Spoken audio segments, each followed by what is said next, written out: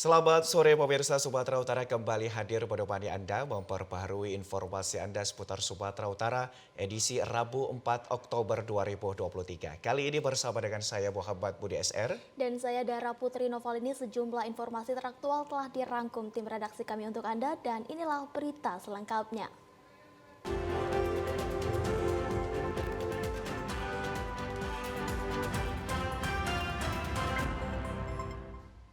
Pemirsa, informasi sore ini diawali dari Polda Sumatera Utara menempatkan Batalion C pelopor Satuan Brimob Poldasu di Pulau Dias untuk memperkuat keamanan dan ketertiban masyarakat pada daerah sekitar pulau terluar Indonesia bagian barat.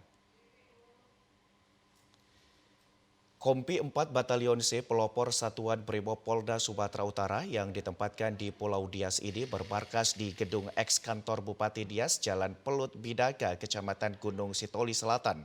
Peresmian dilaksanakan Kapolda Sumatera Utara, Irjen Pol Agung Setia Imam Effendi yang turut dihadiri instansi pemerintah daerah kemarin. Kapolda Sumatera Utara Irjen Pol Agung Setia Imam Effendi mengatakan penempatan Brimob mengingat daerah itu menjadi kawasan sekitar pulau terluar Indonesia bagian barat, yakni Pulau Simu di Nias Selatan dan Pulau Wuga di Kabupaten Nias Utara. Nantinya keberadaan personil Brimob juga melakukan fungsi lain termasuk pembinaan pendidikan kesehatan dan ekonomi masyarakat bekerja sama dengan instansi terkait lainnya. Batalion C Brimob Polda Sumatera Utara di Nias ini, yang mana ini adalah untuk mengisi satuan atau wilayah terluar. Yang kita tahu bahwa Pulau Nias ini cukup banyak penduduknya di pulauan yang terluar dari Sumatera Utara ini yang perlu kita jaga. Kita sudah merencanakan sudah cukup lama. Dan alhamdulillah melalui kerjasama dan bantuan dari pemerintah daerah di Kabupaten Nias ini, kita kemudian bisa menempati gedung bekas bupati yang hari ini kita tempati. Kita menempatkan 100 personil di sini untuk tujuannya adalah menjaga dan kemudian melayani masyarakat. Kapoldasu berharap institut kepolisian dalam menjaga potensi sumber daya alam dan sumber daya manusia pada kawasan sekitar pulau terluar mendapat dukungan penuh dari elemen masyarakat. Aksi komplotan maling motor kembali terjadi di kos-kosan kawasan Medan Baru. Pelaku nekat masuk ke halaman kos-kosan dan berhasil membawa kabur 1 unit sepeda motor. Inilah detik-detik aksi komplotan maling sepeda motor di sebuah kos-kosan terekam kamera pengintai atau CCTV di Jalan Mistar Medan kemarin. Dalam rekaman kamera pengintai tersebut, 2 pelaku masuk ke halaman kos-kosan. 1 diantaranya dengan mengendap-endap nekat masuk ke dalam kos-kosan tersebut. Aksi nekat terlihat pelaku sedang memilih sepeda motor yang menjadi targetnya. Dengan mudah pelaku merusak kunci sepeda motor bernomor polisi BK 4211 PBD dengan kunci T. Pelaku berhasil menghidupkan sepeda motor dan membawa kabur. Korban bernama Yosafat Anugrah Silitonga baru mengetahuinya saat pagi hari ketika ingin berangkat kerja. Korban Yosafat Anugrah Silitonga mengatakan saat terjadinya pencurian sepeda motor tersebut, situasi kos-kosan sedang sepi. Dalam rekaman CCTV terlihat pelaku ada berjumlah 2 orang. Pelaku beraksi menggunakan kunci T pada saat pintu gerbang sedang terbuka. Peristiwanya itu sekitar 6.40. Jam 6.40. Nah, Itu 6.40 pagi. posisi kos lagi rame. Posisi kos lagi sepi, nggak ada siapapun di dalam. Tapi kendaraan rame di sini. Kendaraan ramai di sini. Kendaraan rame ya. Kalau dari CCTV pelaku ada berapa orang, Bang? Dari CCTV pelaku ada 2 orang. 2 orang. Nah, Yang satu temannya nunggu di satu gerbang. nungguin, satu masuk. Iya. Pakai alat orang itu, Bang. Pakai alat kunci T. Kunci T. Di CCTV juga kelihatan. Gerbang keadaan tertutup atau gimana? Gerbang dalam keadaan terbuka. Atas kerugian yang dialaminya, korban telah membuat laporan kehilangan ke Polsek Medan Baru dan berharap kepada pihak kepolisian untuk dapat mengungkap dan menangkap pencurian sepeda motor yang sudah beberapa kali terjadi di daerah tersebut.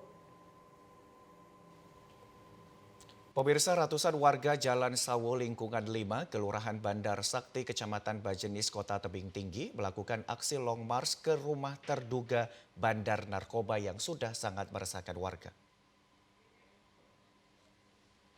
Keresahan warga lingkungan 5 Bandar Sakti sudah sangat memuncak di mana kegiatan terduga bandar narkoba di lingkungannya berinisial JK warga Jalan Sawo lingkungan 2 Kelurahan Bulian Kota Tebing Tinggi. Keresahan warga karena melihat terduga JK tidak ada ketakutan lagi dalam mengoperasikan kegiatan haram secara terang-terangan. Dengan aksi ini warga ingin menyuarakan merevolusi mental masyarakat dengan tegas dan stop peredaran narkoba. Dani Ardiansyah selaku koordinator aksi mengatakan kegiatan haram di lingkungannya sudah berjalan selama 10 tahun. Banyak warga yang sudah tidak dikenal keluar masuk lingkungannya untuk membeli sabu. Upaya kepolisian bolak-balik melakukan penggerebekan namun tetap juga terduga bandar inisial JK tetap beroperasi di lingkungannya. Warga berharap kepada Kapolres Tebing Tinggi untuk terus memberantas narkoba ini. Peredaran narkoba di lingkungan 5 khusus Segak ini lah ya, sudah sekitar 10 tahun. Ini harapan kami supaya ini betul-betul bersih lah. Bersih ya. Meminta kepada Bapak Kapolri atau Bapak Kapolda penegakan hukum itu benar-benar segera dilaksanakan ya. dilaksanakan. Sementara pihak Kapolres Tebing Tinggi tidak merespon ketika diminta konfirmasi perihal protes warga yang atas adanya terduga narkoba yang beroperasi bertahun-tahun meresahkan warga. Sementara itu pemirsa, tes urin narkoba yang diikuti tenaga honorer di Kota Sibolga beberapa waktu lalu terbukti 1 orang tenaga honorer dinyatakan positif narkoba. 1 orang tenaga honor Pemkab Sibolga yang dinyatakan positif narkoba jenis amfetamin kini tengah menjalani pemeriksaan Badan Narkotika Nasional Kabupaten Tapanuli Selatan. Bekerja sama dengan tim dari Pemkot Sibolga, Wakil Wali Kota Sibolga Pantas Lumban Tobing menyebutkan setidaknya ada 2 aturan yang nantinya akan diterapkan kepada tenaga honorer tersebut, yakni dilakukannya rehabilitasi mandiri atau pemecatan.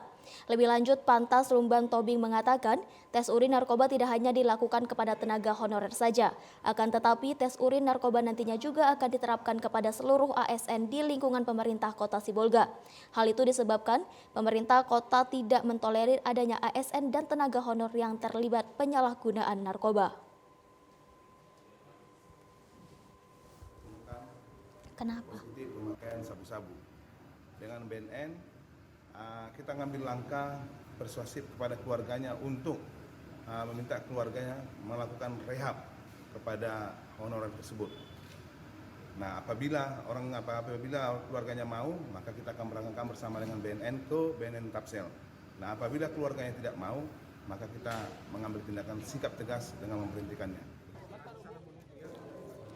Tes urin narkoba yang diikuti seluruh tenaga honorer di Kota Sibolga beberapa waktu lalu didasari adanya instruksi Presiden dalam memberantas peredaran narkoba di Indonesia, khususnya di Sumatera Utara yang kini statusnya dalam kategori darurat narkoba. Sementara itu pemirsa, dalam kurun waktu 22 hari, Polda Sumatera Utara menangkap setidaknya 1.058 pelaku penyalahgunaan narkoba yang ada di wilayah hukum Sumatera Utara. Kebanyakan pelaku yang ditangkap merupakan bandar atau pengedar narkoba jenis sabu dan ganja. Pengungkapan ini dimulai sejak tanggal 12 September hingga 3 Oktober 2023. Dari 1.000 lebih pelaku penyalahgunaan narkoba, setidaknya ada 700 pelaku yang ditangkap yang merupakan bandar ataupun pengedar barang haram tersebut. Selain menangkap pelaku, polisi turut menyita barang bukti narkoba berupa 75 kg sabu, 114 kg ganja, dan ribuan pil ekstasi siap edar. Sementara itu, polisi juga membongkar praktek home industri pil ekstasi di Kota Tanjung Balai. Kapolda Sumatera Utara Irjen Pol Agung Setia mengatakan para pengguna narkoba yang ditangkap pihaknya akan melakukan program rehabilitas yang akan diserahkan ke dinas terkait. Melalui kerjasama kita dengan Badan POM untuk pengawasan obat berbahaya, kita telah mampu menangkap pabrik home industri ekstasi yang ada di Tanjung Balai. Kita bongkar kasus ini dan ternyata kasus ini dikendalikan dari dalam lapas. Pemirsa, informasi lainnya akan kami hadirkan saat lagi. Tetaplah bersama kami di Sumatera Utara hari ini.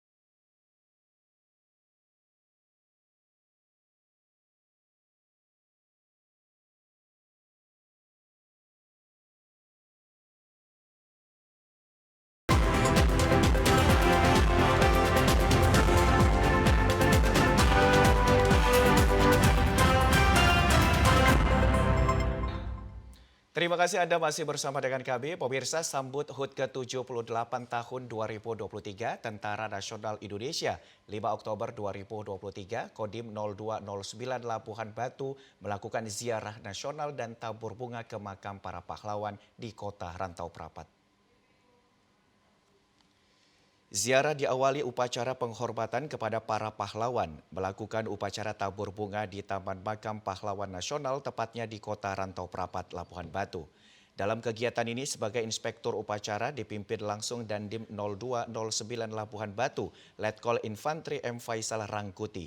Kasdim 0209 Mayor Infantri Hendra Gunawan menjelaskan rangkaian kegiatan menyambut HUT TNI dilaksanakan bakti sosial donor darah, pelayanan kesehatan, lomba menembak eksekutif, dan dilanjutkan upacara bersama dalam menyambut HUT TNI ke-78 tahun. Harapan kami untuk kedepannya semoga sukses, TNI selalu jaya, semangat dalam menjaga, mengamankan kondisi keadaan wilayah NKRI ini. Nah, tetap semangat. Siap. Nama komandan, jabatan komandan. Mohon izin, saya adalah Mayor Infantri Hendra Gunawan, jabatan saya adalah Kepala Staf Kodim 0209 Labuhan Batu. Siap.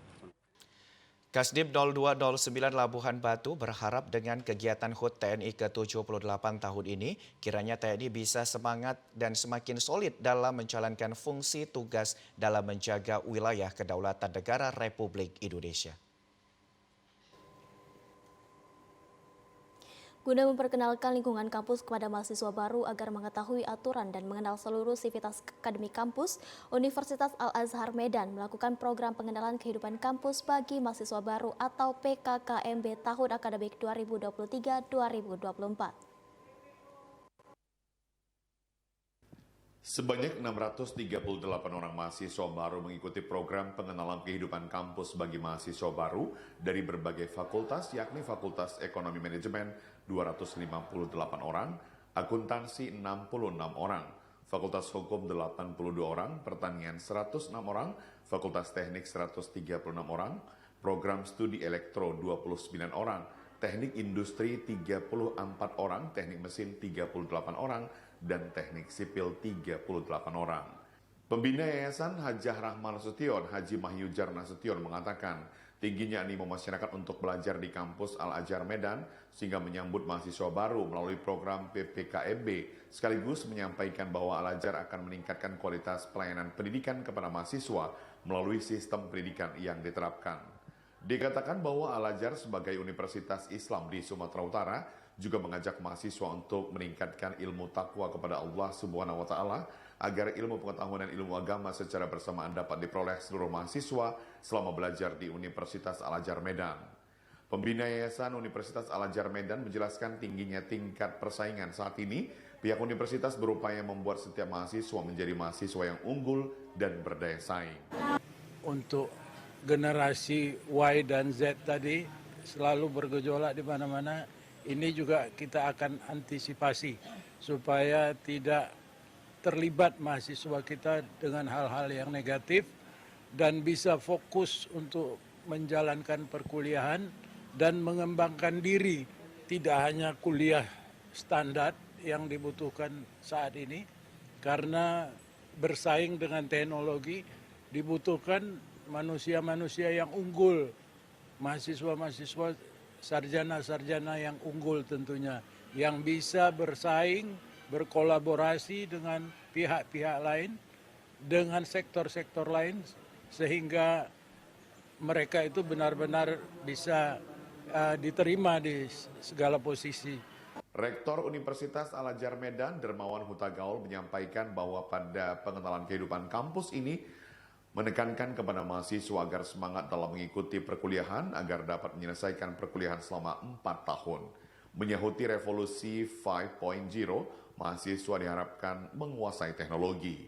Menghadapi revolusi 5.0, maka wajib mahasiswa itu menguasai teknologi, mengasah kemampuannya, mengasah kompetensinya lagi dengan melihat berbagai literasi dan banyak literatur-literatur yang bisa mendukung perkuliahan dia, dan harus memang betul-betul menguasai teknologi yang bisa kita raih dengan membuka diri, dengan menguasai segala literatur-literatur yang berhubungan dengan perkuliahan kita dan juga mengembangkannya. Seluruh sarjana-sarjana yang tamat baik itu dari perguruan tinggi negeri maupun swasta, sehingga di masyarakat akan membawa nama baik alma maternya. Wakapolda Sumatera Utara Brigjen Pol Jawari menyampaikan seluruh mahasiswa harus mempersiapkan diri menghadapi berbagai tantangan di era globalisasi yang sangat erat kaitannya dengan perkembangan teknologi. Wakapolda berharap agar setiap mahasiswa harus benar-benar tekun dalam mengikuti perkuliahan agar kelak dapat mewujudkan cita-cita. Pemirsa, inovasi Dinas Kependudukan Catatan Sipil Kabupaten Langkat saat ini terus dilakukan demi pelayanan publik yang maksimal. Salah satunya adalah dengan menjemput bola mendatangi para pemilih pemula yang berada di sekolah menengah atas sederajat. Inovasi Dinas Kependudukan Catatan Sipil Kabupaten Langkat diantaranya adalah jemput bola kepada para pemilih pemula atau go to school. Program Askia Ceria Pelayanan Rekam Cetak Kartu Identitas Anak, Si Udang Galah atau Siap Urusan Dokumen bagi warga yang terkena musibah. Berbagai inovasi ini tentunya guna meningkatkan pelayanan publik yang maksimal. Tidak hanya itu, Dinas Kependudukan dan Catatan Sipil Kabupaten Langkat juga telah bekerja sama dengan beberapa satuan tugas seperti rumah sakit, pusat perbelanjaan, dan beberapa restoran yang ada di seputaran Kabupaten Langkat dan Kota Binjai. Seperti halnya kartu identitas anak di beberapa restoran atau rumah makan, Dinas Kependudukan Catatan Sipil telah memberlakukan diskon acara ulang tahun bagi anak yang telah memiliki kartu identitas anak. Selain itu, para pemilih pemula juga dimanjakan dengan hadirnya para petugas Dinas Kependudukan Catatan Sipil ke masing-masing SMA sederajat yang ada di Kabupaten Langkat. Kepala Dinas Kependudukan Catatan Sipil Kabupaten Langkat, Faizal Rizal Matondang mengatakan berbagai inovasi yang dilakukan Disduk Capil tidak lain guna meningkatkan pelayanan publik yang maksimal sehingga masyarakat tidak perlu takut dan khawatir dalam hal pengurusan identitas diri. Melakukan sistem jemput bola di mana kami ada program Dukcapil Go to School. Kami melakukan perekaman bagi pemilih-pemilih pemula yang untuk persiapan pemilu legislatif dan presiden di Februari dan juga pilkada bupati di November nanti. Bagi para pelajar, pemilih pemula dan masyarakat umum yang tidak sempat melakukan perekaman bisa langsung mendatangi kantor Disduk Capil Kabupaten Langkat tanpa dipungut biaya. Sementara itu pemirsa, dalam rangka menyambut Hari Kontrasepsi Sedunia, Dinas Pengendalian Penduduk dan Keluarga Berencana Kabupaten Toba melayani pemasangan alat kontrasepsi metode KB, IOD, dan implan gratis. Program pelayanan pemasangan alat kontrasepsi gratis tersebut dilaksanakan di Puskesmas Porsea, Kabupaten Toba. Penjabat Fungsional Penata Kependudukan dan Keluarga Berencana Toba, Mei Vanora Pardede mengatakan pihaknya membuka pelayanan kontrasepsi jangka panjang yang bertujuan untuk peningkatan kepesertaan keluarga berencana di Kabupaten Toba, khususnya di Kecamatan Porsea. Selain itu, program ini juga bertujuan untuk membantu masyarakat yang kurang mampu untuk mendapatkan pelayanan. Selain pelayanan kontrasepsi gratis, masyarakat juga dibantu dari dana alokasi khusus DAK Pemkab Toba dengan memberikan biaya transportasi dan biaya makan kepada setiap peserta yang mengikutinya. Syarat untuk melakukan pelayanan KB cukup hanya membawa fotokopi KTP dan juga fotokopi kartu keluarga. Gunanya hasil dari aseptor yang dilayani akan diinput dalam aplikasi Newsiga, sistem informasi keluarga, di mana pada aplikasi tersebut akan ketahui mereka yang telah dilayani kontrasepsi jenis apa saja.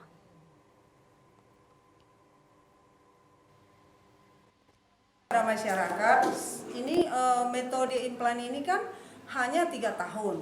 Ketika dia sudah 3 tahun, kami harapkan pemakaian kontrasepsi yang sudah memiliki anak cukup atau sudah memiliki anak 3 ke atas, hendaklah diteruskan pemakaian KB tersebut. Sehingga ya capaian kita tetap, persentase capaian kita tetap tidak menurun, dan juga bagi kesehatan si pasangan usia subur tadi tetap sehat dia dengan memakai kontrasepsi tadi, Pak.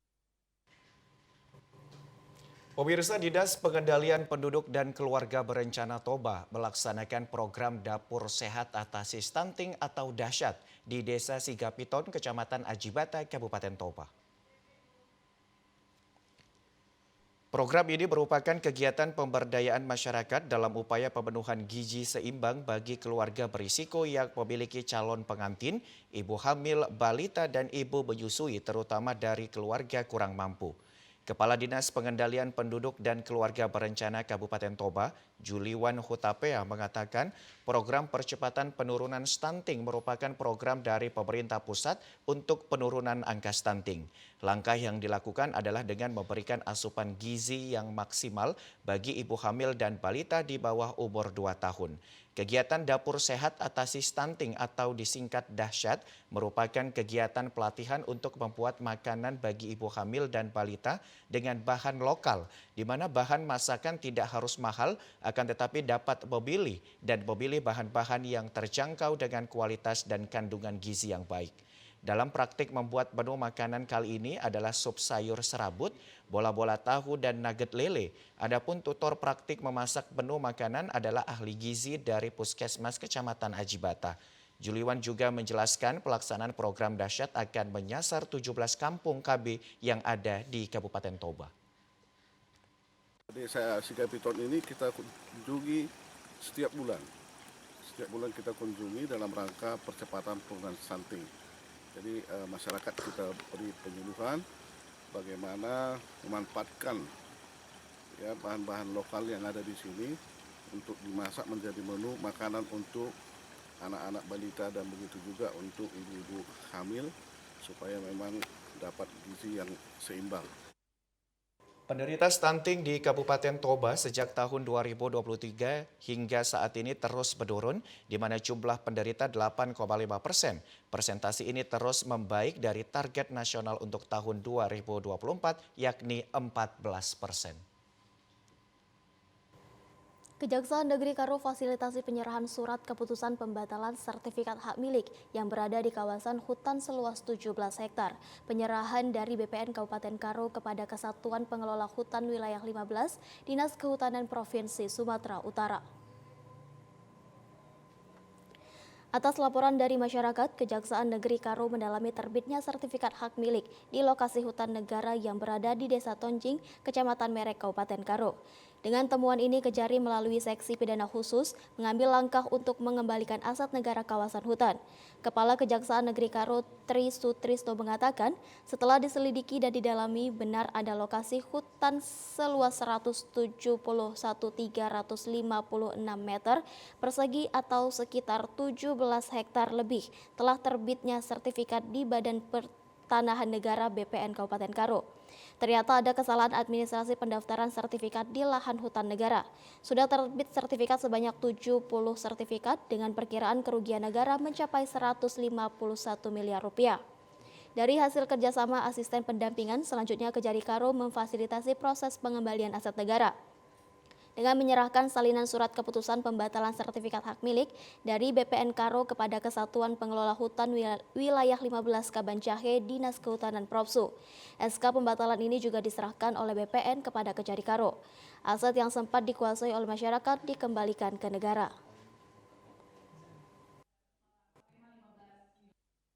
BPN terkait pembatalan sertifikat ada sekitar 70 sertifikat di area hutan. Itu adalah hasil dari kerjasama kami dari bidang khusus bersama dari Kepala BPN terkait pemetaan adanya sertifikat yang terbit di atas tanah hutanan. Jadi dari hasil kita verifikasi, kemudian hasil asistensi pendampingan, akhirnya ada pembatalan sertifikat. Jadi kami kembalikan dari awal mulanya dikuasai oleh masyarakat, kembalikan kepada Kementerian Kehutanan.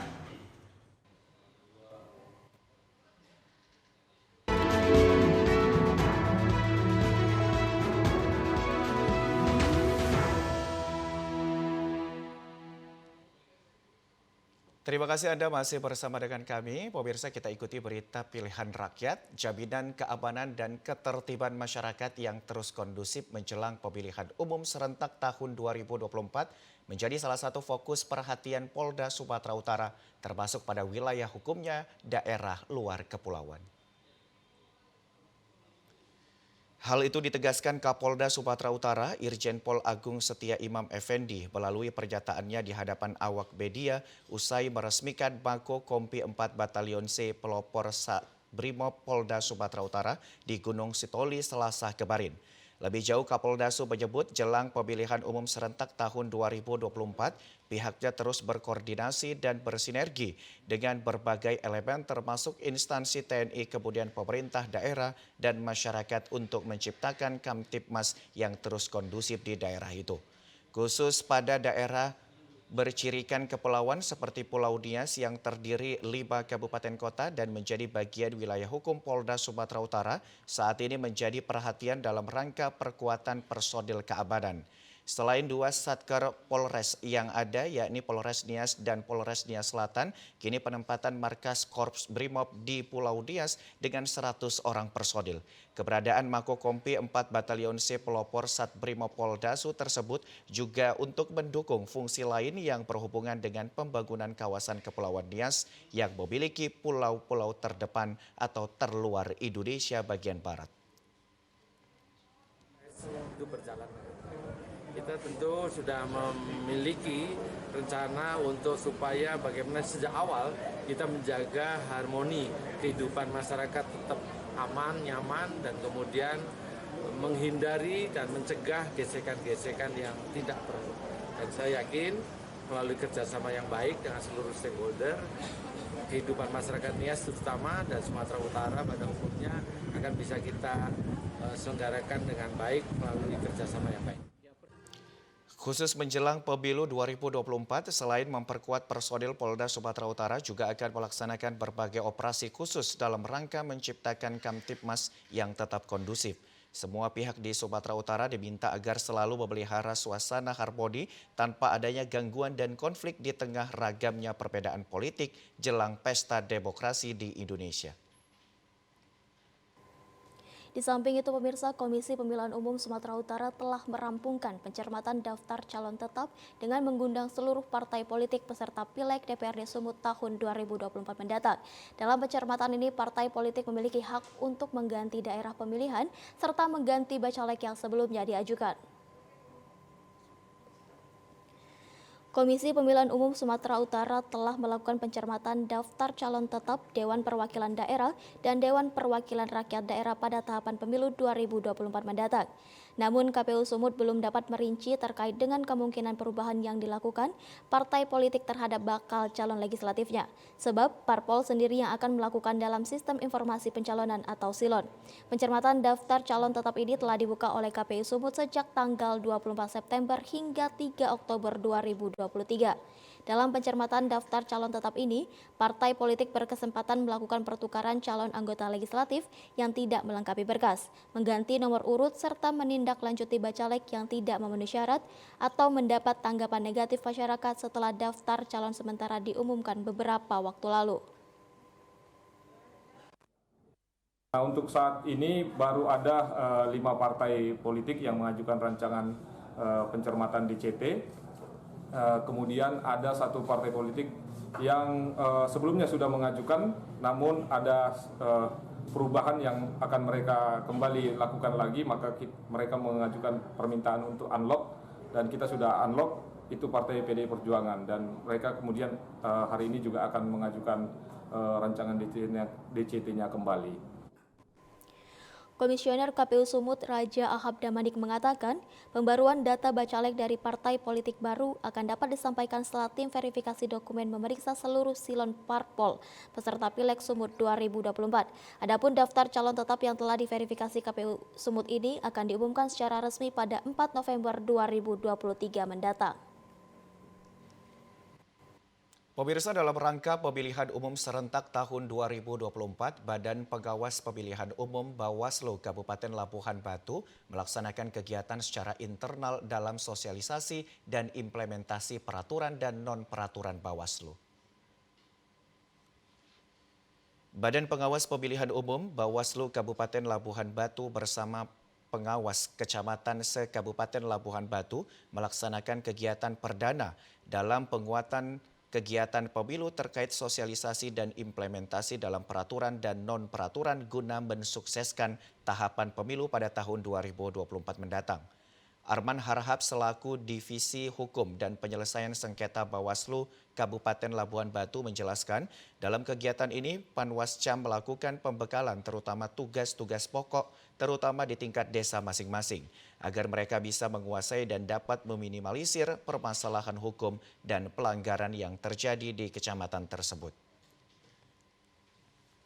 Ini adalah kami akan menyampaikan peraturan-peraturan yang terkait dengan tugas dan pokok masing-masing panwas kecamatan sampai kepada tugas masing-masing adalah PKD di tingkat desa masing-masing. Harapan kami adalah agar mereka menguasai dalam hal melakukan pekerjaannya masing-masing nantinya. agar meminimalkan pelanggaran yang terjadi di desa atau di kecamatannya masing-masing, sehingga pemilu ini akan menjadi pemilu yang berkualitas. Bawaslu Kabupaten Labuhan Batu berharap kepada Panwascam se-Kabupaten Labuhan Batu kiranya dengan kegiatan ini dapat secara intens melakukan pengawasan terkait tahapan pemilu yang akan dilaksanakan tahun 2024 mendatang. Pemirsa, informasi lainnya akan kami hadirkan setelah jeda pariwara berikut ini. Tetaplah bersama kami di Sumatera Utara hari ini.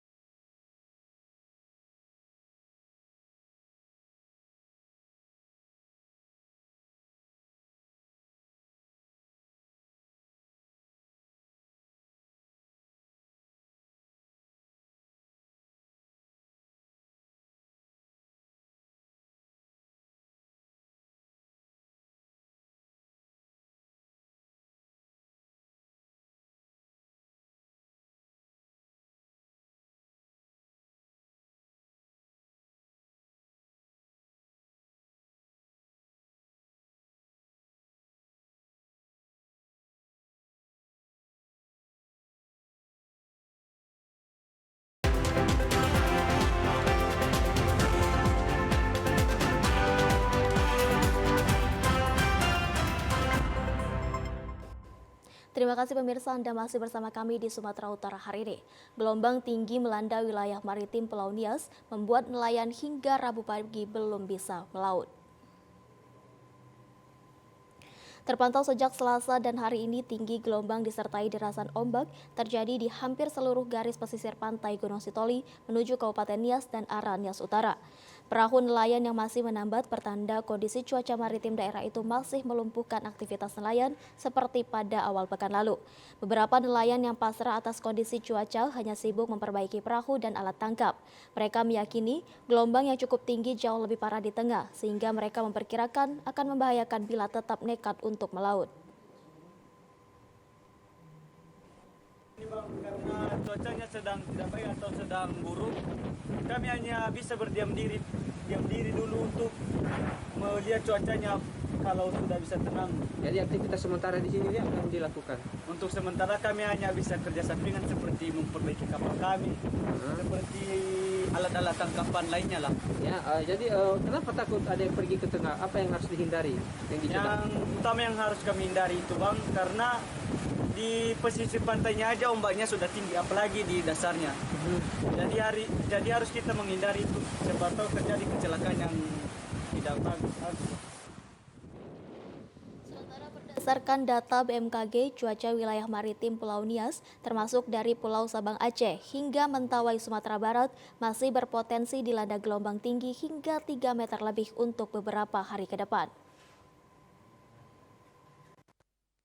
Sementara itu, pemirsa, Badan Penanggulangan Bencana Daerah Tapanuli Utara menghimbau masyarakat untuk mewaspadai dampak terjadinya cuaca ekstrim seperti resiko bencana alam. Kepada warga yang tinggal di sejumlah wilayah yang rawan terjadi longsor dan bencana alam dihimbau tetap waspada. Kepala BPBD Taput Bonggas Pasaribu mengatakan cuaca ekstrim yang sering terjadi dapat menyebabkan resiko bencana alam seperti banjir, pohon tumbang, dan tanah longsor. Untuk meminimalkan resiko terjadinya akibat bencana alam baik berupa fisik maupun non-fisik, BPBD mempersiapkan tim penanggulangan bencana dalam upaya pengenalan bencana kepada masyarakat terutama yang berada di daerah rawan bencana. Upaya ini dilakukan guna mengantisipasi terjadinya korban ketika bencana terjadi.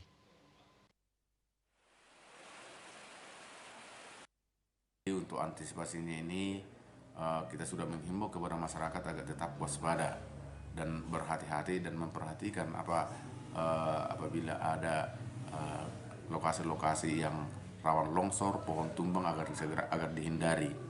Dan dari kita Badan Penanggulangan Bencana Daerah ada 10 orang satgas kita, itu siap siaga setiap saat kita siapkan, dan peralatan-peralatan seperti sinsel dan yang lain-lain sudah kita siapkan, sudah kita servis terlebih dahulu. Selain itu, untuk meningkatkan kewaspadaan dini masyarakat terutama warga yang tinggal di wilayah rawan banjir dan tanah longsor, pihak Badan Penanggulangan Bencana Daerah menghimbau kepada warga untuk lebih berhati-hati dan siaga. Pemirsa, berikut informasi perakiraan cuaca di sejumlah daerah di Sumatera Utara. Dari Badan Meteorologi, Klimatologi, dan Geofisikal, wilayah 1 Medan berlaku pada hari Kamis 5 Oktober 2023. Halo Sobat BMKG, kembali bersama saya Enda Paramita, Prakirawan BBMKG Wilayah 1 yang akan menyampaikan info perakiraan cuaca dan hotspot Provinsi Sumatera Utara untuk Kamis 5 Oktober 2023. Pada pagi hari diperkirakan cerah berawan dan berpotensi hujan ringan di wilayah Deli Serdang, Sedang Bedagai, Asahan, Simalungun, Toba, Labuhan Batu Utara, dan sekitarnya. Untuk siang dan sore hari diperkirakan berpotensi hujan dengan intensitas ringan hingga lebat, di mana potensi hujan lebat terjadi di wilayah Langkat, Karo, Deli Serdang, dan sekitarnya. Untuk malam hari diperkirakan berpotensi hujan dengan intensitas ringan hingga lebat di wilayah Sumatera Utara.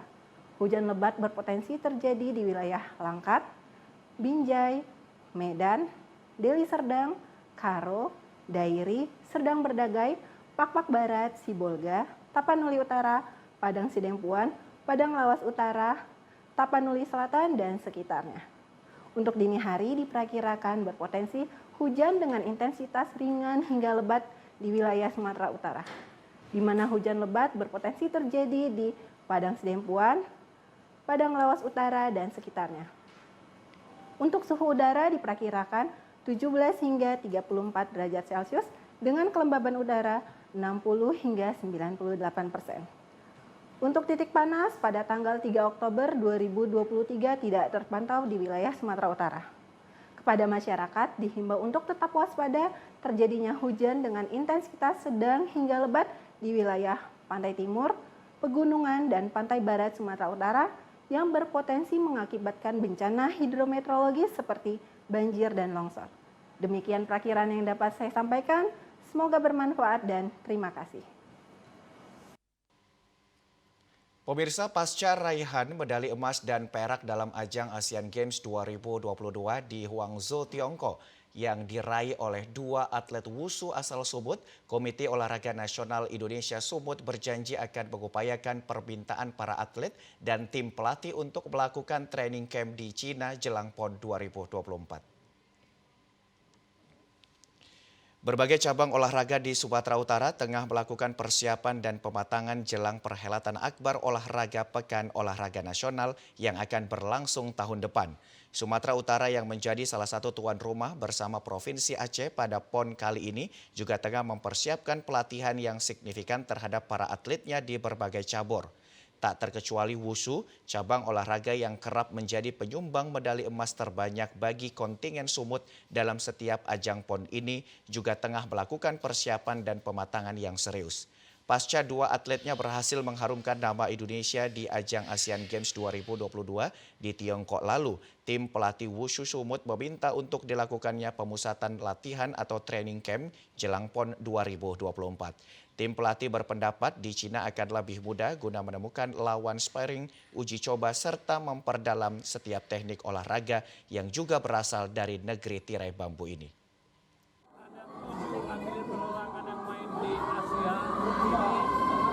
Kalau Haris ini kalau di PON nomornya jadi 2, kita harapkan dia dapat 2 medali emas. Jika juga Nicholas bisa dapat 2 medali emas, dan kita harapkan memang PON yang akan datang khusus Sumatera Utara harus menjadi juara. Menanggapi hal ini, Ketua KONI Sumatera Utara John Isbadi Lubis mengatakan pihaknya juga telah berkoordinasi dengan pemerintah yakni Dinas Pemuda dan Olahraga untuk menuruti permintaan cabur wushu ini sebab wushu merupakan salah satu cabur unggulan bagi Sumut di PON 2024. Biogas adalah sumber energi terbarukan yang semakin populer digunakan saat ini. Sumatera Utara yang memiliki perkebunan kelapa sawit cukup luas, sangat berpotensi dalam mengelola limbah cair pabrik kelapa sawit sebagai bahan baku biogas untuk dikembangkan menjadi energi listrik.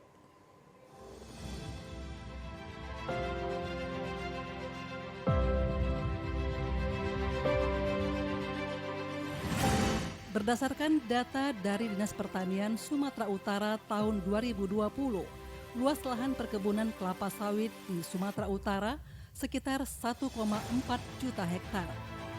Bila dioptimalkan, limbah kelapa sawit ini akan memberikan dampak besar bagi pendapatan daerah dengan mengolahnya menjadi biogas sumber energi terbarukan.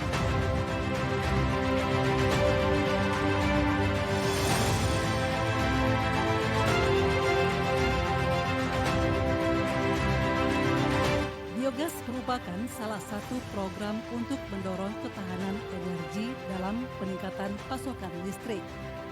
Pengembangan energi alternatif biogas di Sumatera Utara salah satunya dilakukan oleh PT PN2 sejak Januari 2020. Pengembangan energi alternatif di luar panas bumi, yaitu energi terbarukan berbasis palm oil effluent atau POM yang berasal dari limbah cair pabrik kelapa sawit.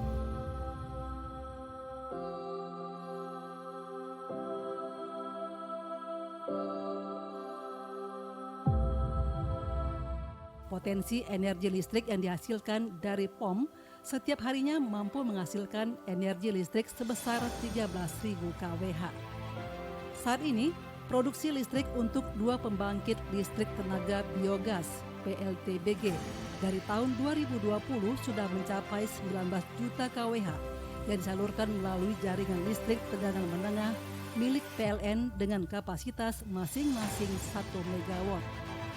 Proses pengolahan di pabrik kelapa sawit menghasilkan limbah cair, di mana senyawa limbah cair kelapa sawit mengandung unsur gas metana atau CH4. Gas metana terbuang ke udara dapat dijadikan bahan bakar untuk pembangkit listrik atau genset. Selain itu, dapat juga digunakan sebagai bahan pembakaran gas pada steam boiler di pabrik kelapa sawit.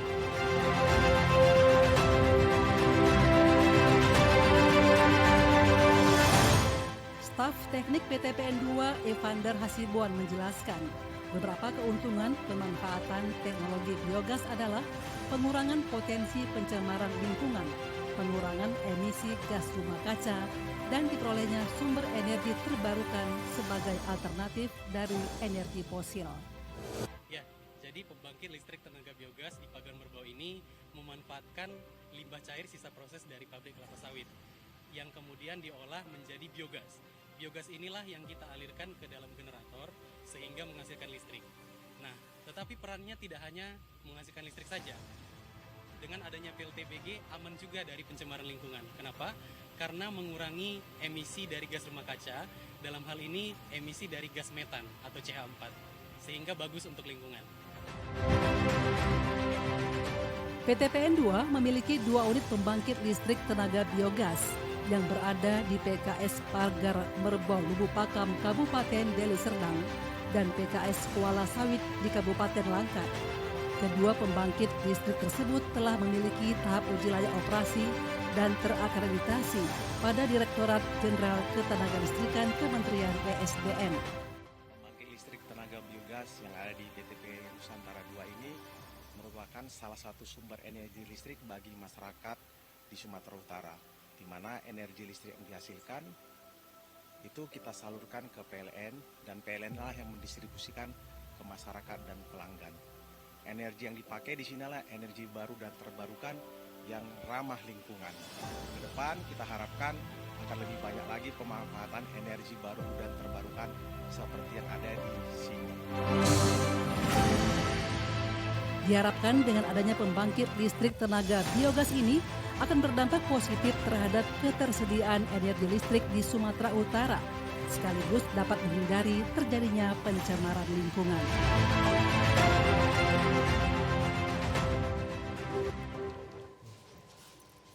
Ya pemirsa, informasi tadi menutup perjumpaan kita pada program Sumatera Utara. Saya Muhammad Budi SR. Dan saya Dara Putri Novaldi mengucapkan terima kasih atas perhatian dan kebersamaan Anda. Selamat sore dan sampai jumpa.